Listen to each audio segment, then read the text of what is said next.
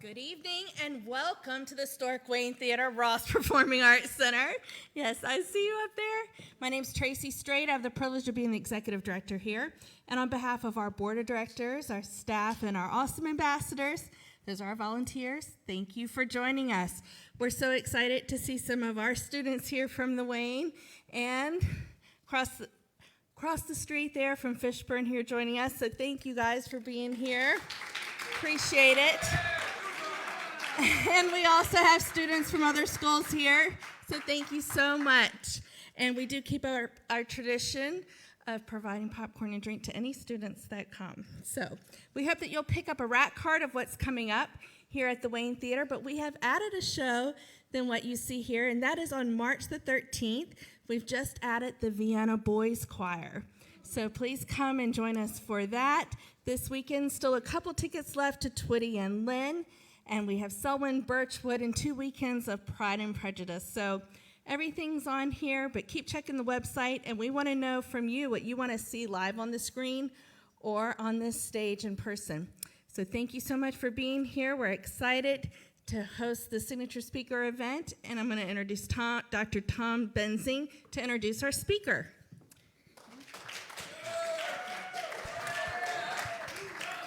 Thank you. And let me add my welcome to all of you that are here in person, as well as those that are online. And we do live stream these science talks. So I encourage you, if you miss one, to go ahead and look back at the library of talks that we've had.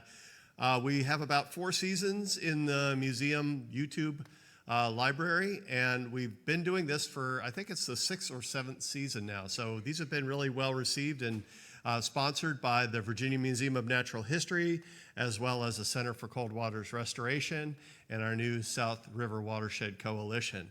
I serve on the boards of those 3 organizations and want to in particular recognize the Center for Cold Waters Restoration and point you to a new link that we put up. Let's see if I can make this work. Yes, so if you're interested in knowing more about the center, our website is just ccrwaynesboro.com, and we recently added at the bottom there, and I blew it up so you can see them a little bit more, a couple of quick links to learn more about CCR, to donate to the Center for Cold Waters Restoration, or to donate to the Virginia Museum of Natural History Waynesboro Campus Project, which is coming along. We're holding our breath. We've been active in the General Assembly with a couple of budget amendments to hopefully get construction money. They will release their budget on the 20th in about a week or so. So we'll know a little bit more then. And the hope is to build that campus on the banks of the South River and hopefully not get influenced by stormwater. So our speaker tonight is going to talk a little bit about stormwater. I'll have his title slide up here, Chasing the Storm. Dave Hirschman is a principal with Hirschman Water and Environment, LLC, located in Charlottesville, Virginia. And he's been doing stormwater for over 40 years, or close to 40 years now. First in his role at the as a program director and senior water resources specialist with the Center for Watershed Protection, and then more recently as the principal in his own company. So I would like to bring Dave to the stage to tell us about Chasing the Storm, and I think he's going to include some local information as well. So welcome, Dave.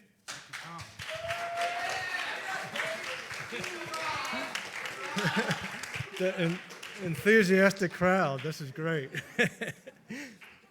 Welcome, everybody, and thanks, Tom, and the museum, Center for Cold Water Fisheries and Museum, and also South River Watershed Coalition. Whoop, whoop for that, right?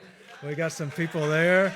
Yeah, Waynesboro is an up-and-coming place. So many cool things going on here, including the South River Watershed Coalition and people getting out on the river, enjoying it. So that's what this is all about. All right, this is Tom's slide. I don't start every presentation with a haiku, only about half of them. But this is a haiku because one of the things I did in my career is I was a staff person in Albemarle County Public Works. I was the water resources manager, and one of my tasks was responding to drainage complaints. So I knew if it was raining hard at night, the next day was going to be pretty rough because the phone was going to be ringing. So that's the subject of this haiku. It is raining hard. Water flows from streets and yards. Citizens will call. All right, so Jenna, who was one of the organizers of this event, taught at Waynesboro High School for many years, and she taught about watersheds. And it's a funny word, isn't it? How many of you know what a watershed is? Not a shed in your backyard, okay, where you keep water. It is a land area. So Jenna said, make sure that you tell people what a watershed is because it's a kind of a difficult concept. But if you really want to know what a watershed is, you should go to the South River Watershed Coalition webpage, to the videos. The very first video is called Navigating Your Watershed. It's about the South River. And your very own Dr. Tom Benzing in that video does a remarkable job of explaining what a watershed is, along with Southie the mouthy South River fish that you get to see in that video as well. So check that out. But I had to do this in order to satisfy Jenna's request to explain what a watershed is.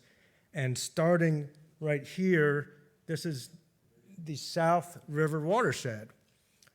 Some people say it looks like a boot. I call it Little Italy. But if you look at this, the blue line being the South River, one of the things that's unusual perhaps about the South River is it flows south to north. So Greenville, if you go a little bit further south than Greenville, in the Riverheads area, the reason it's called Riverheads, it's the head of various river basins, including the South River. So it's Greenville here, flows north up through Stewart's Draft, Waynesboro here, Dooms, Cremora, Grand Caverns, and up there to Port Republic where it joins the North River, forming the South Fork Shenandoah.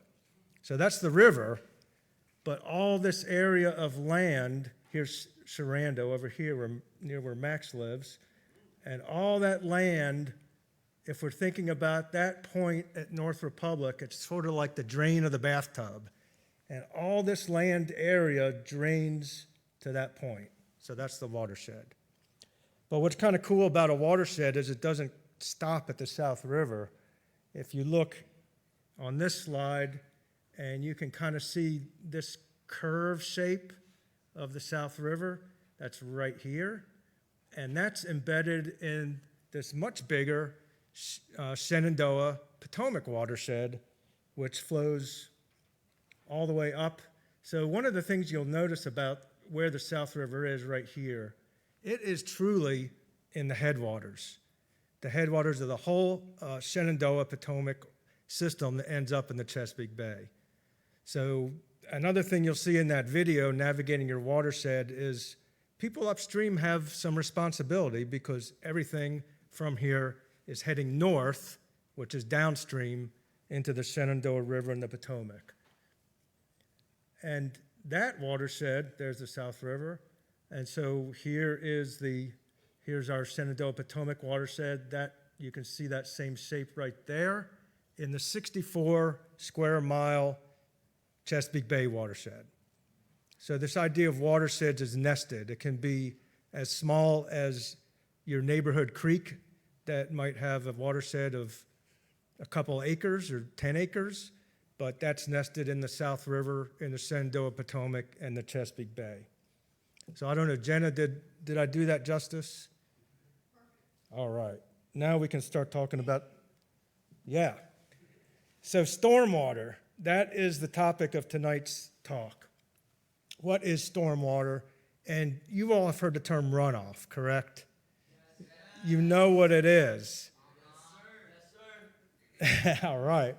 I think that Fishburne must have a class on this subject.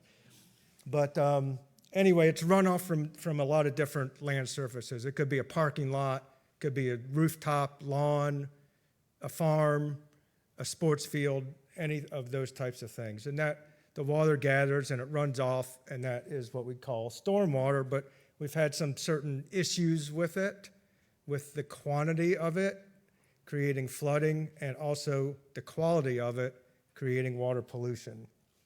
So how many people, by raising your hand, have had some personal experience with stormwater runoff? And if that experience has been really dramatic, you can stand up. All right, all right, so we've had some people that have experienced storm. Most of us have, really, in our daily lives. So in that list of land covers that generate runoff, you'll see there's two different categories: rooftops, parking lots, roads. Those are hard surfaces, right? So the term we use in the trade is impervious cover, which means the water isn't getting through. Most of the water that hits it as rainfall is going to turn into runoff. Alternately, lawns, athletic fields, to some extent, farms is pervious because it's generally a vegetated, might be grass, it might be shrubs or other type of vegetation. So that's known as pervious cover, which leads you to believe that maybe that the water soaks into a pervious cover. But you will see later in this presentation that that may not be exactly true. But there's two terms for you, impervious cover and pervious cover, that are very instrumental in stormwater management. So luckily tonight, we have the assistance in this talk about stormwater management, the assistance of Dr. Storm W. Torr. Now, Dr. Torr is he's quite versatile because he treats the ailments of the human body, but also of the watershed. So Dr. Torr is quite unique. I gather that the W stands for Walt. So the full name is Dr. Storm Walt Torr. So Dr. Torr is going to give us some insights on the diagnoses and remedies of our watersheds with regard to stormwater management. So the first diagnosis is sometimes Dr. Torr gets confused in his terminology between the human ailment and the watershed ailment, so I'm going to do a little translating for him as I go along. But Dr. Torr's first diagnosis is hardening of the arteries. And this diagram here from Google Earth is 2000. It's from a part of this area. And you can kind of see there's some buildings and some big fields. And this is 2024. So things got added. What's the term for those hard surfaces, the parking lots and big rooftops? Impervious. You guys are paying attention. Impervious, yes. So what hardening of the arteries, what Dr. Torr is referring to, is the hardening of our watersheds by putting down these hard surfaces. And as you can imagine, when that happens many places across a watershed, we're going to have a lot more water to deal with, a lot more runoff. So that's the first diagnosis that Dr. Torr has. And it was pretty insightful because there's been a lot of science. There's been a lot of research on the relationship between impervious cover in small watersheds and the health of our streams. This is a curve that was developed using the results of about over 300 studies across the United States and also internationally. And what the curve shows is the percent impervious cover down here going from 0 to 100%, and stream quality on this axis ranging from poor to excellent. One of the things that I want to point out when it says stream quality, I really call it stream health, because you can see all the pictures on the right-hand side. These studies addressed everything having to do with a stream, what you might consider a very holistic sense of stream health. So that would be macroinvertebrates, the fundamental part of the food chain, the fishery, so that's kind of the biological or living resources, as well as the structural integrity of the stream channels, how much erosion is taking place as impervious cover increases, and also the chemical quality, things like nutrients causing algae blooms. So the studies here, over 300 studies, got compiled by my former employer and Laurel's former employer, Center for Watershed Protection. But what it's showing is if you're up here on this far end, at about 65% impervious cover, pretty much all the streams from the studies have been in poor condition because that's a lot of asphalt. Once you get a lot of stream erosion like here, you have the sediment that washes in, breaks apart during storms, and washes into the stream bed and smothers habitat for macroinvertebrates. So that is a really tough end of the curve to be on, 65% or more. On this end, you can kind of see that this is a cone as it narrows down here. So between 5 and 10% impervious cover, there's quite a wide range of stream health conditions.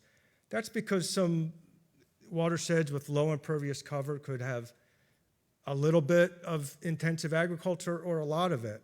It could have very few wetlands or many wetlands that help absorb the water. Forest cover would be a big difference in whether you would have fair, good, or excellent stream health. So that is the curve. As watershed impervious cover increases, stream health declines, generally what the finding is. So what do these streams look like at different levels of impervious cover? A few things to point out is at low impervious cover, you see some structure.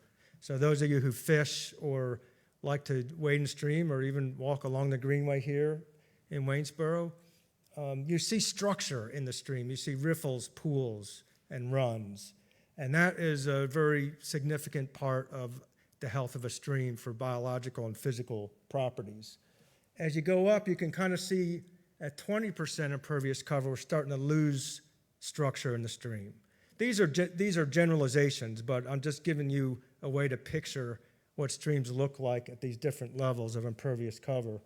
At 30% or more, you start having trees falling in, probably utilities exposed, so you start getting some infrastructure issues. And 65%, when this picture is a concrete ditch. So those are a few visuals. What does it look like from the air? This might surprise you, but 10%. It's not like it doesn't have any development in it, but one of the things that's significant is if you look at the stream corridor, there's lots of forest or what we call riparian buffers. So that's an excellent thing for a healthy watershed to have to result in healthy streams. Here is 50%, is that what it says? 30%. Yeah, 30% impervious cover. So there's a lot more going on there that you can see. This is 60%, kind of big shopping mall right in the middle of it, an interstate highway. So you might look at that and guess it probably has got to be more than 60%, but that's what it is because there's a lot of pervious areas in between, but the question is how functional in a hydrologic sense are those pervious areas? Are they really absorbing runoff as you might want them to? And then this is, can you see the number? I can't see it from here. 75, that's a lot. So when I said it's really hard to have healthy streams, in this scenario, a lot of the streams are going to be buried in pipes. So that's the relationship between impervious cover, that hardening of the arteries, hardening of our watersheds. Dr. Torr's second diagnosis, don't like to think about this one, but yeah, the obstructed bowel syndrome of watersheds, or translating for Dr. Torr into the watershed context, it would be upland flooding. That means, just like the obstructed bowel, stuff is coming in, but it's not going out, right? So it's coming out very slowly. And I kind of want to make a distinction here. The photo on the right from Waynesboro is, I guess you'd kind of call it nuisance flooding. You get a couple inches of rain, 2-3 inches. The yards start to flood, the roads, the drop inlets in the roads start backing up, and you get nuisance conditions, but it lasts for a little bit a while unless something's clogged up, and then it goes away, but still not something the community wants to have a lot of. But that's what I call, in this slide, upland flooding, compared to the picture on the left, which I believe is Hurricane Camille. Once you get hurricanes, regional flooding, whole areas flooding because the river's coming up. Well, stormwater management isn't really equipped to do something like that. We've got to turn to floodplain management and bigger issues with that. So when we talk about stormwater management's role, it's really kind of this oops, yep, I hit the wrong button. That more of this upland flooding type of situation. But that's definitely, I guess, most people who are concerned about stormwater, again, raise your hands if this is the issue that you have the most concern about with stormwater. We should get some testimonials up here, see what's going on with you guys. All right, Dr. Torr's next diagnosis for watersheds is high cholesterol, and to translate, pollutants in the stream, or as Dr. Torr would say, in the bloodstream. So that's stuff that gets into our waters through storm pipes, through ditches, through runoff. And what's kind of surprising is all the things, this isn't just the South River or just Waynesboro by any means. These are kind of trends across the country and even internationally of things that they have found in stormwater when they sample it. So some of the things you're not going to be surprised about, such as sediment, nutrients, which is a big factor in the Chesapeake Bay cleanup, which I'll talk about in a minute, hydrocarbons, de-icing agents, pathogens, other things. I'm actually helping with some University of Maryland researchers that are going to be monitoring PFAS in stormwater. So you've probably heard of that chemical, forever chemicals. And the other types of kind of contaminants that you may not think about, but the wear of tires, car tires and truck tires, they found some pretty bad stuff coming off of that, and temperature. So whoever thought of temperature as a contaminant, as something that contaminates? Yeah, Tom, Center for Cold Water Restoration. So the cold water there is where temperature becomes a pollutant. So picture a giant parking lot baking on a hot summer day, and then you get a downpour. You get one of these frog chokers. It rains an inch in like 30 minutes. So the water is hitting this hot parking lot, running off almost immediately into the stream. So that's the case where temperature is a pollutant. All right, so those are the things. So solids, sediment, and nutrients are the subject of this massive effort to restore the Chesapeake Bay, to clean up the Chesapeake Bay. So we are over here, where are we? In the Potomac, and down kind of probably about right there is where we are now. But this is a satellite image of the entire Chesapeake Bay water body, again, 64,000 miles, states up to New York that are draining into it. And that's on a clear day. This is after a hurricane. So you can see a lot of water coming down the Susquehanna. And this is sort of what the dynamic of the Chesapeake Bay has been. It's such a big watershed and so many streams, so many different types of land uses. And so when it ends up in the bay, we have dead zones with zero oxygen. We have contaminants, losing the grasses and so forth. So that's been the Chesapeake Bay cleanup.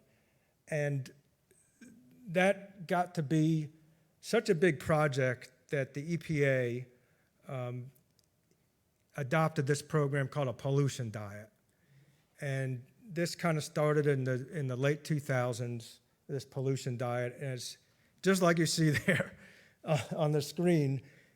We got to put our watersheds on a diet, that there's too much on the left hand. So, and the too much would be too much sediment, too much nitrogen, and too much phosphorus. So the reason that we have this diet, and they have monitored, they have all the science to back it up, but you can kind of see here's nitrogen, here's phosphorus, and here's sediment. This bar says 2009. 2009, that's the baseline year for the Chesapeake Bay cleanup. And this bar is 2025, which is the target by which this diet will have gone into effect. That all the reductions will take place by 2025, theoretically. So that's the Chesapeake Bay program. And as you can see from the watersheds that Jenna had encouraged, is that what we do here in the South River watershed is a part of this. In fact, it's the beginning of the journey of a drop of water from here, this area, Augusta County, to the Chesapeake Bay. So these cleanups have to be done by municipalities like Waynesboro, Augusta County, Albemarle County, Charlottesville. James Madison University has an allocation to reduce pollution. So many communities in this area are responsible for some small part of this cleanup to try to reach these goals, including wastewater plants and a lot of other factors, septic systems and things like that. So Dr. Torr's final diagnosis is not exactly a stormwater issue, but I felt, the dehydration, okay, this is something that we got to pay attention to, because if you love trees, if you love the landscape, if you love your backyard creek, so Dr. Torr is saying, yeah, stormwater is an ailment for our watersheds, but so is this, dehydration of drought. So to the extent that we can prepare for storms, we should also be preparing for droughts. All right, what do you think of Dr. Torr's diagnoses here?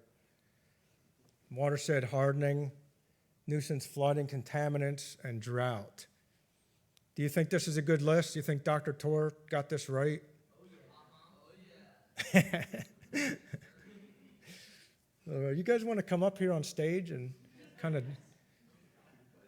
cheer along? Yeah, no, it may not.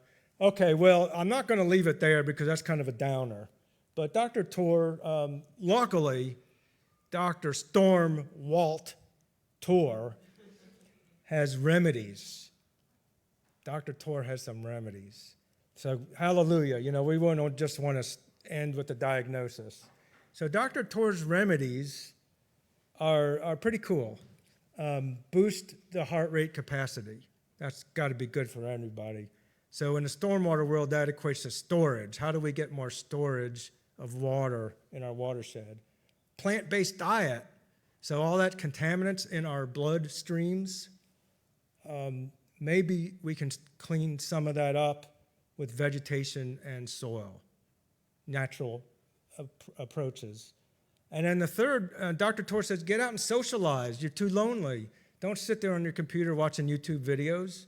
Get out and help plant a rain garden or plant some trees. So that's Dr. Torr's third remedy for our ailments. So I'm going to use this example from Ridgeview Park right here in Waynesboro to illustrate how these remedies are actually applied on the landscape. This is a picture of Ridgeview Park, 2012. So one of the things, this is the back parking lot where you park if you go to the pool. And this is a big parking lot. And one of the things you'll see right here, here's the South River right here. All this runoff from this parking lot goes down to this corner, boom, right into the South River. Okay, so that's kind of like mainlining that runoff right into the South River. So in one of the things I want you to look at is where the edge of pavement is in this picture, because I'm going to switch it, all that runoff's going there, 2021. So we did a project with the city and with Corteva and some other people, and I'm going to just blip back so you can see that edge again. So one of the things, the parking lot got smaller. It backed it away from the South River. You can see there's much more space in there. That got a path, and it also got some vegetation and some trees planted in between the parking lot and the river. So that was one thing. Just move that asphalt away from the river, give it a buffer. The other thing that happened is you can see these little islands in here. Those are actually called bioretention. You might have heard rain gardens, and they're designed and put there to treat the runoff from the parking lot. So there was a couple things in this, what we call a stormwater retrofit, that were good. We had less impervious cover. And one thing I want to point out is there was no parking spots that were sacrificed between that and this. Because in this version, we had these really wide travel lanes, 2 cars could pass, all this extra asphalt. So in the retrofit, I believe it's one way. So all this stuff got narrowed up, made room for these rain gardens in here. And so the benefits of this, based on Dr. Torr's remedies, he wrote the prescription for this, was less impervious cover, more buffer between the parking lot and the river, and treatment in the parking lot. So here's what those little parking lot islands look like. Now, Waynesboro, this is in terms of less impervious cover, they're going to become famous for depaving or reducing impervious cover, because once you see what they did at the South River Preserve with that giant, the old DuPont parking lot, you know which one I'm talking about? You walked, that's where you parked, right, to get on the greenway. That is gone. So Waynesboro, in terms of reducing impervious cover, the trend across the country is more and more and more because we want to keep building stuff. But Waynesboro is bucking that trend and actually reducing areas of impervious cover. So kudos to them. So going back to Dr. Torr's remedies here, storage and soil, I'm going to mention a watershed remedy that maybe you hadn't thought of before that ties these together. There's this fancy term down here called stormwater best management practice. I'm going to be getting to that. But first I want to talk about soil. Remember we looked at those pictures of 60% impervious cover in a watershed, and the soil in between the impervious cover was probably heavily compacted. So is that really pervious? The word pervious means water can move through it, but it was almost becoming partly impervious. Maybe not as much as a parking lot, but getting pretty close. So when we develop watersheds, then one of the things that happens as a byproduct is compaction of the soil. This has a huge influence on storage of water in our watersheds, and really the ability of watersheds to attenuate those floodwaters has a lot to do with soil. So soil is kind of the basis of Dr. Torr's remedies.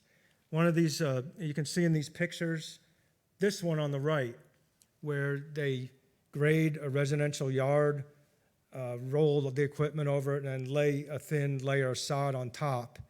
And one of the things you see in that picture is that's not pervious. There's a tremendous amount of runoff coming off because the water can get down 2 inches through the sod, but then it's going to hit something almost like concrete, and it becomes runoff.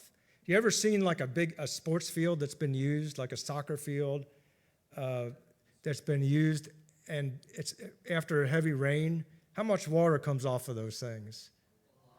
It's surprising, isn't it? Yeah, so this is why. And the other thing that we have in terms of compacted soil is the water doesn't infiltrate. The soil structure that allows water to percolate down into the ground gets impacted. So this is the kind of the basis of watershed remedies is let's look at our soil. Let's look at the structure of the soil. The other thing that can happen with compacted soils is the vegetation or trees don't grow as well. So you can kind of see this is compacted. The space between the soil particles is smushed. That's the technical term. It gets smushed. And you can kind of see here the plant roots on the uncompacted soil are getting all the way down into the soil horizon, whereas this one it's kind of hitting some resistance. So soil has a lot to do with the ability of watersheds to deal with stormwater. This is a slide from Arlington County, Virginia, a neighbor to the north. They had such an issue where people were tearing down little houses, building big houses, so there was more roof, but also the soil that was there was getting compacted during the construction process. So they had so many drainage issues of one lot here generating too much runoff, flowing over to the next lot, maybe 5 or 6 lots down. So these little lots, once the soil is compacted and also more rooftop, really create all these flooding and drainage problems in a neighborhood. Anybody experience that? Yes, sir. All right. Yeah, so a few hands go up. All right, so what they decided to do there is have, when a structure gets built, they decompact the soil. The builder is required to decompact the soil, so that's kind of out there, but it was helping to address the problem that they had. So decompacting the soil meant breaking up the compaction and adding an amendment and vegetating it. And the jury is still out, but they have really liked the results so far. The technique that they used is from Virginia Tech. It's called soil profile rebuilding. And you can Google this on Virginia Tech's website if you're interested in it. This is happening all over the country. People are wondering in these urban, suburban areas, what would be the benefit of restoring soil structure as a watershed technique? So I wanted to share that with you. Anybody think that's super cool? All right. So now we're down to other ways that Dr. Torr has says we can clean up our watersheds. And this is this term, Stormwater Best Management Practices, BMP. So I'm going to use the term BMP. So what I showed you before from Ridgeview Park was an example of that. So what does a stormwater BMP do? It collects water from a street, rooftop, road, other type of surface. It treats it somehow, and I'll tell you about different ways the water gets treated. And in some cases, it lets the water into the ground, or we use the term infiltration. So it doesn't become runoff if it infiltrates. Now, we got a lot of karst. You guys know what karst is here. So we have to be very careful about infiltrating too much water in this area, but in limited sense, it can be done. Collects the water, treats it, lets it into the ground. That's what a BMP does. There's physical processes by which these BMPs reduce pollutants. Physical settling, that's the most fundamental thing. Water sits in there for a while, and some of the particles, and certainly not all of them, settle out by gravitational settling. So that some of those practices are bioretention and the old-fashioned detention pond, which is doesn't do quite as good a job because a lot of the pollutants that settle out get resuspended when the next storm comes in. But there are a lot of them out there on the landscape. So that's a physical process by which pollutants get reduced. An even more significant process is filtering. So the picture on the left is called vegetated filter strip. So here we're using soil and vegetation to filter the runoff. In this picture, there's a big parking lot, and there's a curb cut right there, and there's curb cuts all along here that lets the runoff from this parking lot through this, and the water just flows over this soil restored vegetated area, and it gets absorbed. So that's kind of the best kind of filter in my mind. But on the right-hand side, you can see they make some manufactured filters, sand filters that they put in parking lots and so forth. This one is actually during maintenance, but it usually has some grate covers on top, and you can kind of see that's sand.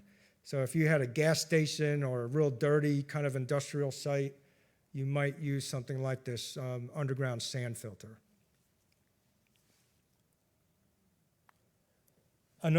Talked about infiltration, so that's another physical process by which both volume of stormwater and the pollutants can be reduced. A couple examples here on the left is permeable pavement, which you probably have seen that, where it lets the pavement surface lets the water down through, and infiltration trench on the right. So a couple different practices that allow those to take place.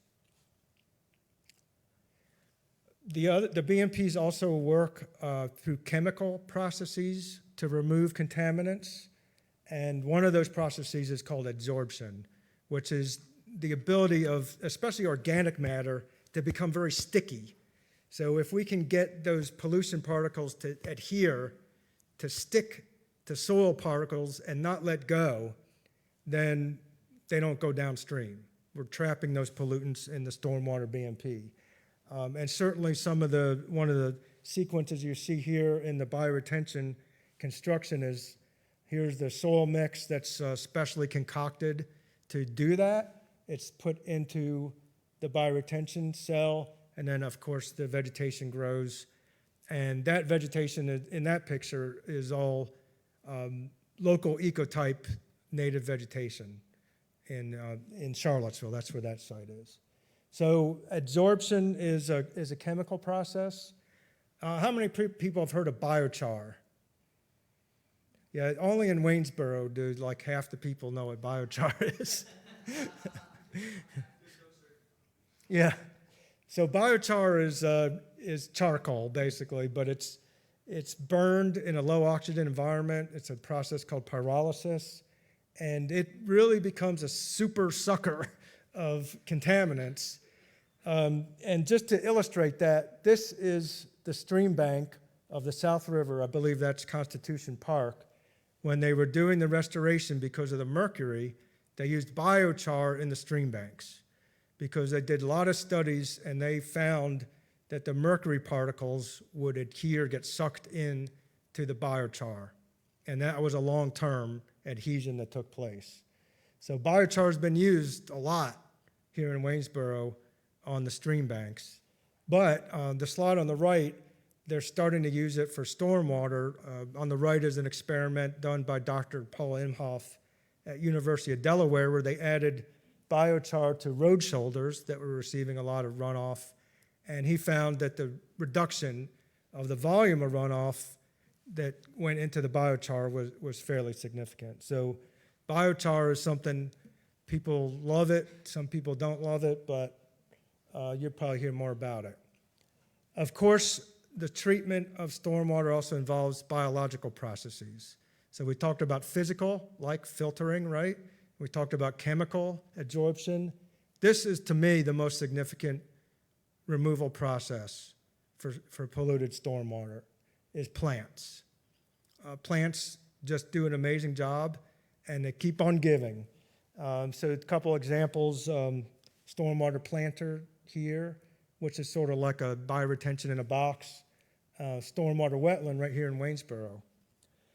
So using vegetation to treat stormwater is very significant. Waynesboro, in fact, has done a lot of work converting their old detention ponds into wetlands. You might have seen some of these. The one I showed before was the Pelham Basin, which I had the opportunity to work on, but they've done a lot more since then, and more to come because they keep doing this. And these are very effective treatments because before they did this, the old detention ponds weren't removing much of the stormwater pollution.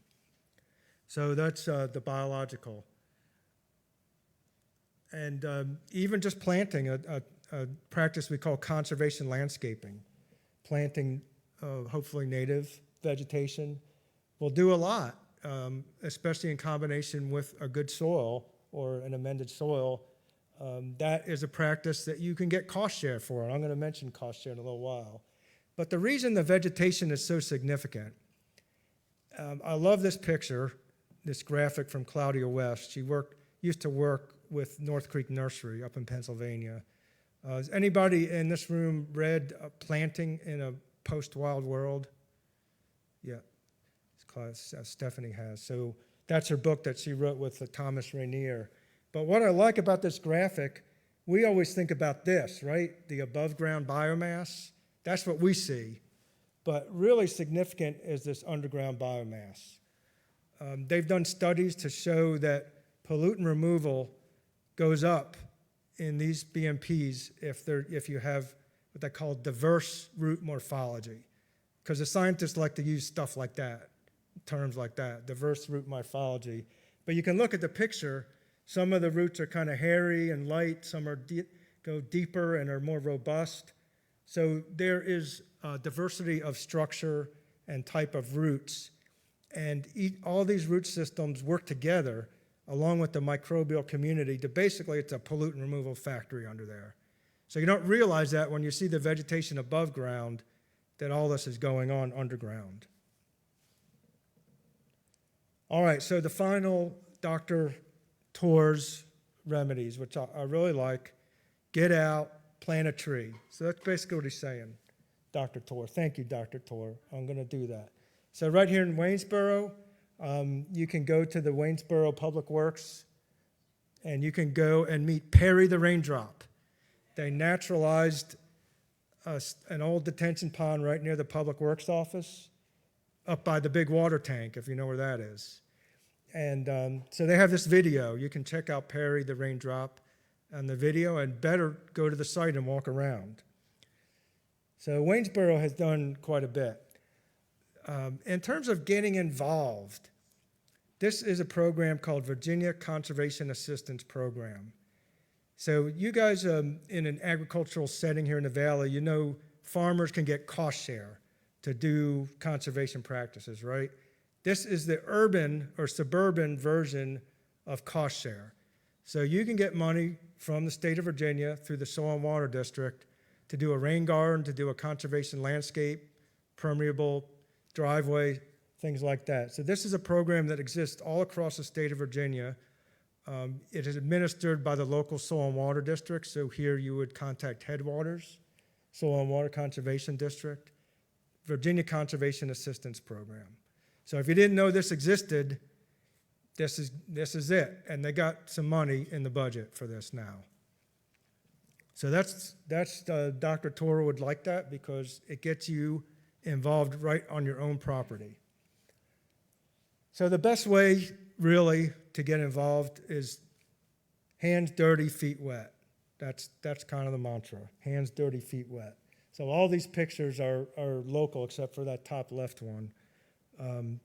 There's so many different opportunities to get involved, and you might find some opportunities coming up with the South River Watershed Coalition. So I started with a haiku, which meant I had to end with another haiku. You like that? Priming the haiku pump here. All right, this one is a little more optimistic than the first one. Plants in parking lots? Dogwood, iris, lobelia, they adore runoff. All right. So let's see, Tom, is this a good time? Are we going to do Q&A? Yeah, we'll do a little Q&A, and then do you want to preview what's coming up after the Q&A, or? Yeah, I think we'll do this. You guys don't even realize that you're going to see a sneak preview tonight. We have a treat for you, but let's go ahead and thank our speaker first, and then since we do have an online audience, we do want to bring the microphones around if you do have a question. So if you do have a question, please raise your hand. Of course, they're sitting in the middle. Thanks. All right. I want to know if you had any experience or background as to effectiveness of manufactured filters for retention ponds. Manufactured filters for retention ponds.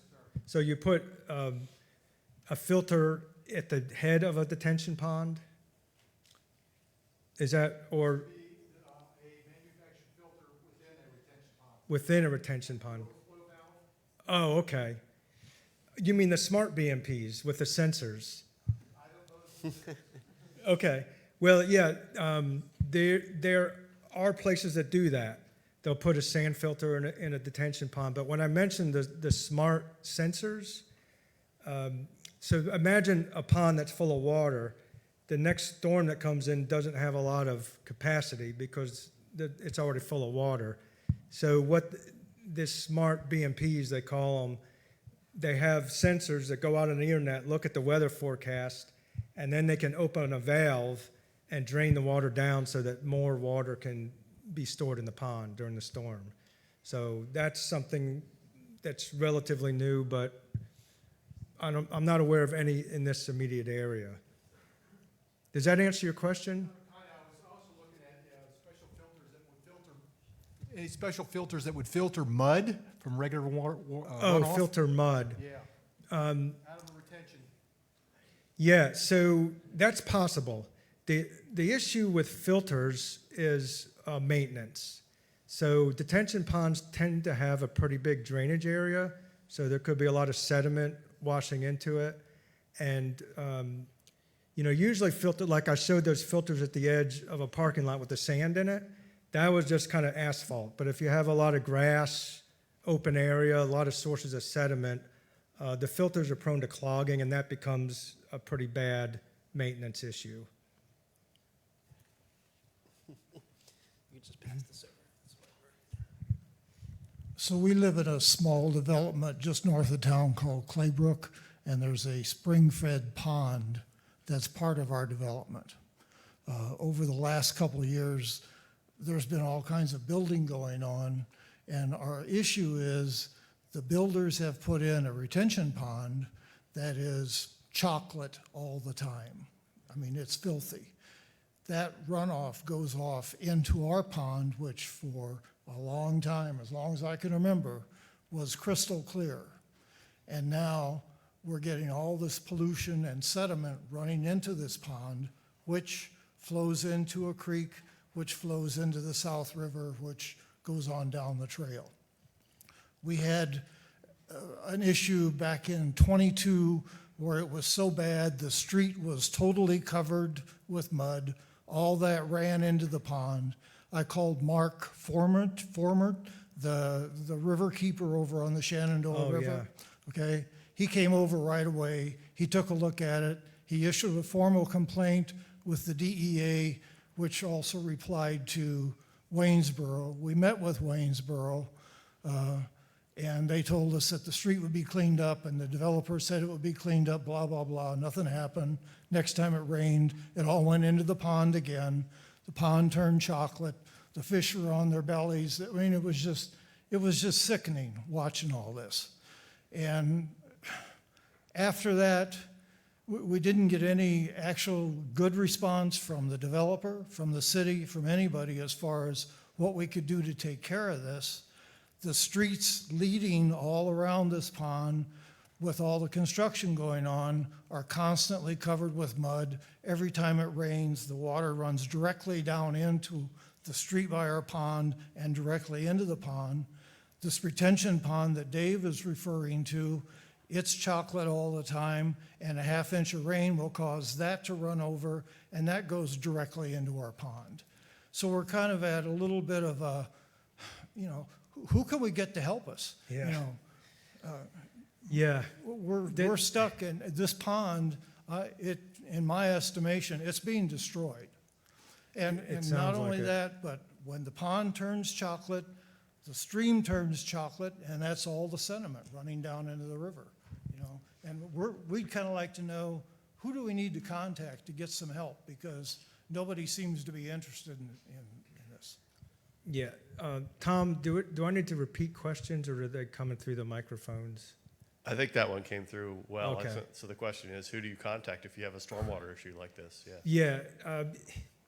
Yeah. I wish that there was an easy answer to that, because, the first line of defense would be the jurisdiction, because the laws of the Commonwealth require erosion and sediment control to be in place for construction sites.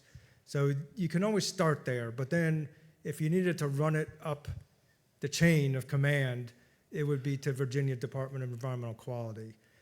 The situation you have is like everybody's pointing at each other, right? It's the developer, or the contractor. The developer is blaming the contractor. So this gets to be a very difficult issue. Unfortunately, I hate to tell you, it just takes a lot of perseverance and nagging. But I would keep a photo documentation for sure. And is it in the city of Waynesboro? Yeah. Okay. Well, we can talk more about it afterwards. But yeah, I'm sorry it's happening. I don't wish that on anybody, but unfortunately, it's more widespread, in many places. Other questions? But there are ways to clean up a pond using coagulants to make the particles settle out, just like they do in water treatment, drinking water treatment. But you wouldn't, that's not a solution for active construction in the drainage area. So diversions, trying to get that water diverted away from the pond into sediment traps and things like that, that would be the solution to it. But holding somebody responsible to get that done, that's the trick. Thank you for your presentation. Could I turn the coin over and look at the other side? Out west, overflowing water from parking lots and roads and such is being discussed, and I think in some cases injected into the domestic water system. They are needing water so very, very much. I understand in some areas in California that the water is put directly in without any additional treatment whatsoever, and it becomes part of the domestic potable water system. Can you comment on that? Yes, so reuse of stormwater. I didn't put a slide in here about rainwater harvesting, but it is a practice in the Chesapeake Bay which gets credit for pollutant removal. But it also gives you less runoff, and it gives you a resource to use. It's a very good practice. Now, around here, mostly it's going to be rooftops that go into a cistern or rain tank with a pump in it.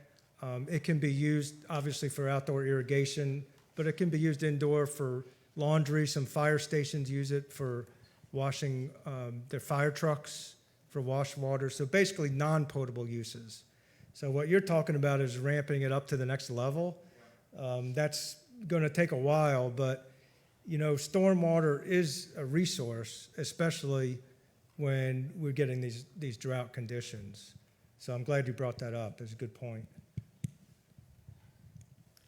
Pass this down.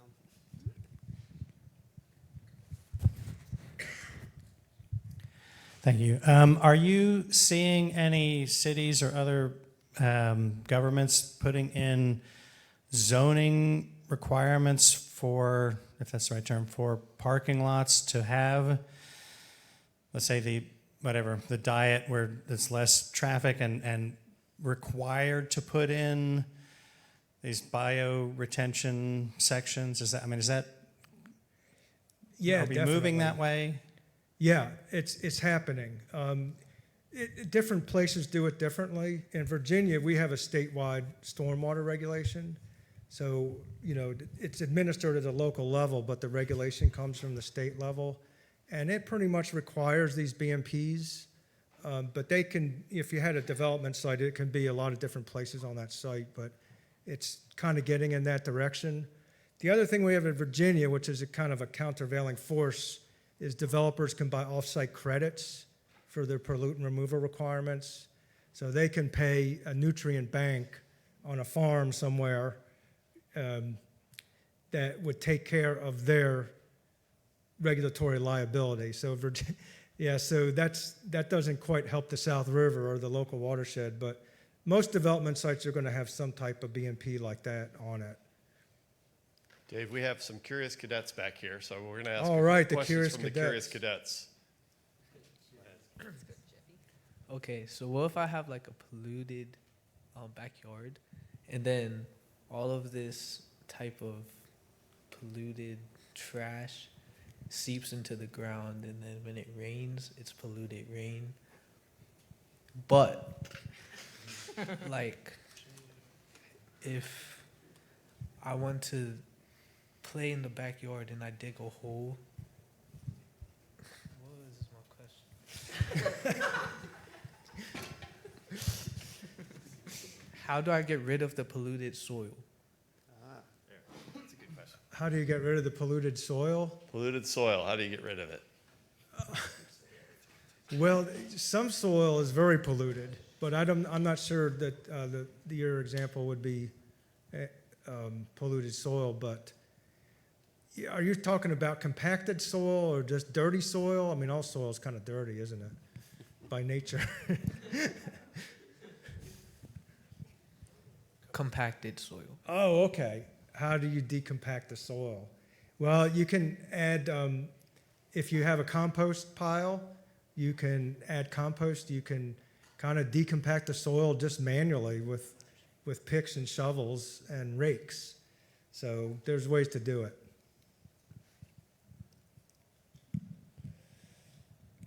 Good questions from the curious cadet.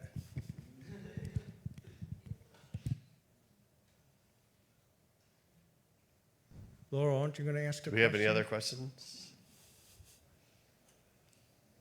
Well, if you do, Dave would be happy to stick around. I think we're going to try to do the sneak preview. The sneak preview? Yeah? This is a pig in the poke, to tell you the truth. But You want to give it a little introduction and see whether Chris can kick it off for us here. yeah. So this is, how many of you have been on the South River Watershed Coalition website and looked at the videos? Okay, a few people. Well, if you haven't, you should definitely check out these videos. We've been working with a filmmaker from Stanton named David Verde, and he's just been really great to work with. And the purpose of the videos is to educate people about the South River, everything from farming to trout fishing, to the history of industry in the watershed. All kinds of different topics are addressed, the natural areas of the South River, which are quite remarkable.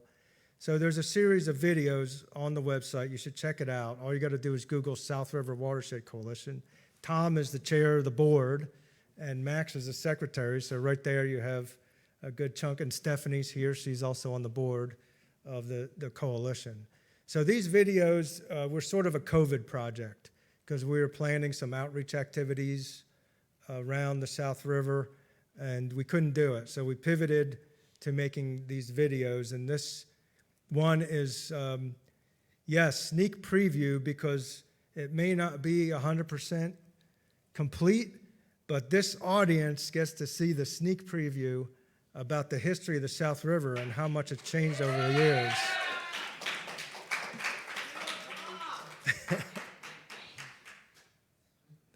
So hopefully the audio will be.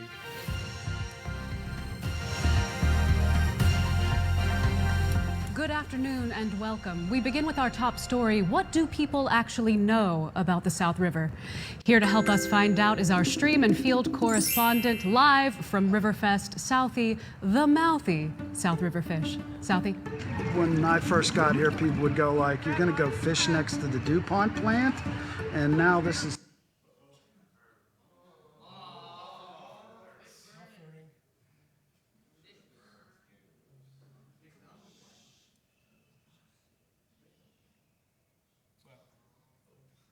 That was a sneak preview.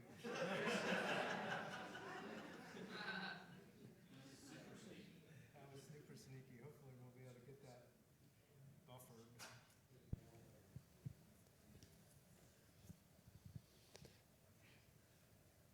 It's worth waiting.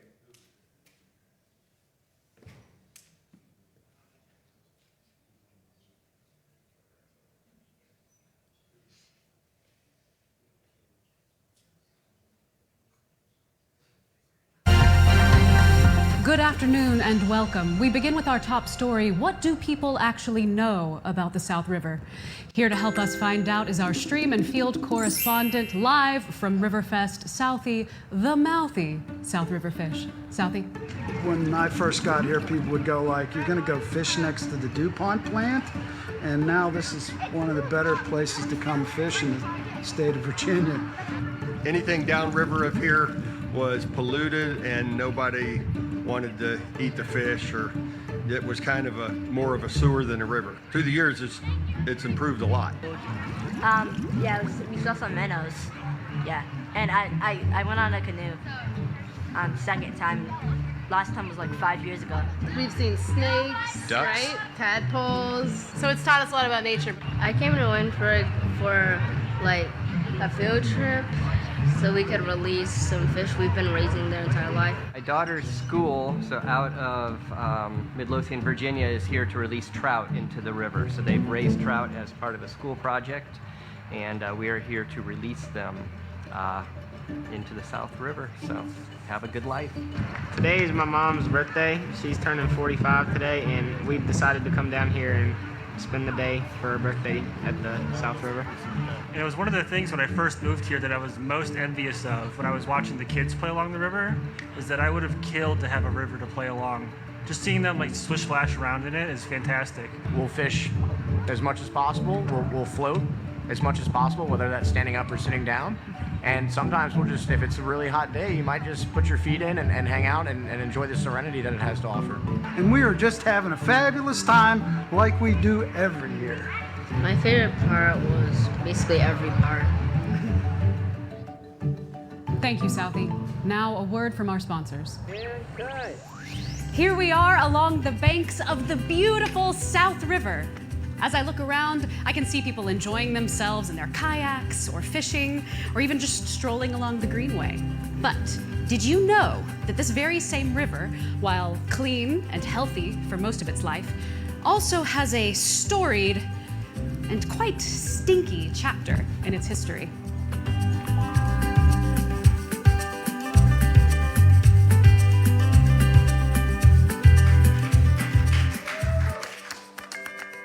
We have a canoeing guidebook from the Shenandoah River from the year 1974. Now, this passage comes from the South River as it enters Waynesboro, so let's see what has happened in the intervening 86 years. The water is heavily polluted and is not fit for man nor beast. The spectacle of a clean, life-supporting stream being changed into a lifeless and ugly waste should make you stop and think. I can understand being in a canoe, that's one thing, but what must that polluted river have been like for a fish? From the mid-1700s up through modern times, the South River, with its abundant water supply, allowed for the growth of many industrial enterprises. Early on, this included many mills that produced flour, cornmeal, and other grains. Over time, as the country and region grew, industry expanded to include sawmills, forges, tanneries, barrel making, furniture, mining, leather goods, electrical power, and other enterprises. Larger companies like DuPont and Crompton Shenandoah arrived in the late 1920s to manufacture fabrics such as rayon and corduroy. But all these industries needed a place to dispose of their waste, and it was commonplace, not only here but across the country, to use rivers. It was thought at the time that the flowing waters would dilute the pollution, or at least carry it further downstream. So the dumping just kept happening again and again. Waynesboro is becoming known for its two-tone river. Stand on the Broad Street Bridge and take a look over the side and you'll see. The river is pale green to clear on one side and black on the other. The water is heavily polluted by effluents from 2 plastic fiber plants and a corduroy and velvet factory. The South River could run purple with yellow polka dots and there wouldn't be much that anyone could legally do about it. November 6, 1977, Richmond Times-Dispatch. In fact, in the 1970s, a Virginia Tech study found that the river around Waynesboro's industrial area had 0 fish and little or no life of any kind. To quote the study, the water was darkly stained, the rubble, riffles, and pools contained a black, malodorous gunk. Water from the springs and things like that fed into Basic, and you had the crossroads of the trains. The Iron Cross is what it was called.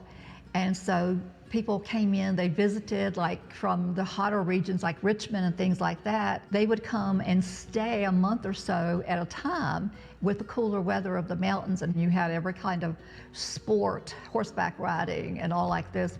But it was a pretty popular area back in the 30s and 40s. It was just a good time to be had by all. But there were a lot of businesses that, how you say, drained off into the South River. It's just how you wash things out.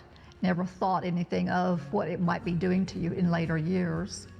The situation changed in the 1970s. The Environmental Protection Agency was created in 1970, and the Federal Clean Water Act adopted in 1972. This landmark legislation established a system of permits and treatment standards for industrial and municipal discharges, and therefore restricted the dumping of pollution into the nation's waters. And, importantly, more people in communities across the country, including along the South River, started valuing rivers for fishing, recreation, and as community amenities. Thanks to the efforts of many businesses, organizations, and agencies, the river became cleaner and habitat for trout and aquatic organisms improved. The river was something to be used, and it was something to be feared because of the flooding that happened. Waynesboro has rebranded itself as a city that's not fighting the river and abusing the river, but is embracing it, and it's bringing in tourism dollars, and it's raising the quality of life for the people that live here. I've seen the river go from different colors every day as a child to being able to go down to the river after work, catch up with a buddy, and catch some nice pretty trout. If you've been here and moved here in the last 10 to 15 years, then that industrial heritage is not part of your thought process. We cannot build the Greenway fast enough. We cannot connect our blueways fast enough. The local residents, myself included, really benefit from having such a healthy town that's seated directly next to such a wonderful river. And the health of that is really important to the health of the town. When you go out and walk on the Greenway, there's everybody from every walk of life that's there enjoying it. And it's just part of the community. A lot of places, we're proud of where we came from, but they're not like they were, and they maybe aren't better than they were. In this case, we're better than we were. The South River today is much healthier than when all those newspaper stories were written. You remember the Virginia Tech study from 1971 that reported not one single fish downstream from the Waynesboro industries? Well, in 2006, a survey from the exact same location reported 23 species of fish and over 500 individual fishes. In fact, now, the South River is one of the premier fishing destinations in the Commonwealth of Virginia.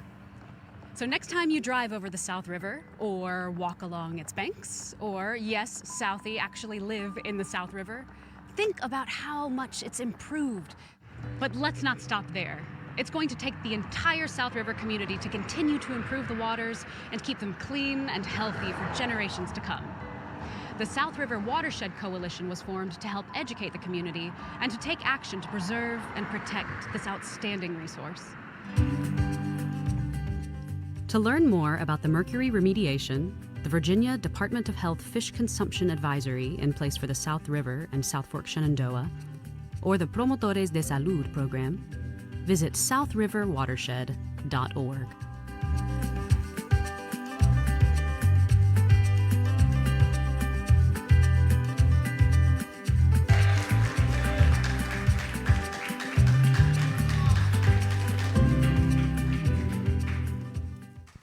All right, well, thank you for coming tonight. Thanks again to our speaker. Next month, if you're interested, we're having Blue Ridge Life prior to the Shenandoah National Park, and that'll be on Tuesday, March 12th at 7 p.m. right here. So Dave will be around if you have further questions about stormwater. Please go ahead and visit the South River Watershed Coalition website and the website that I mentioned earlier for the Center for Cold Waters Restoration if you're interested in more of what's going on around here. And thanks for coming.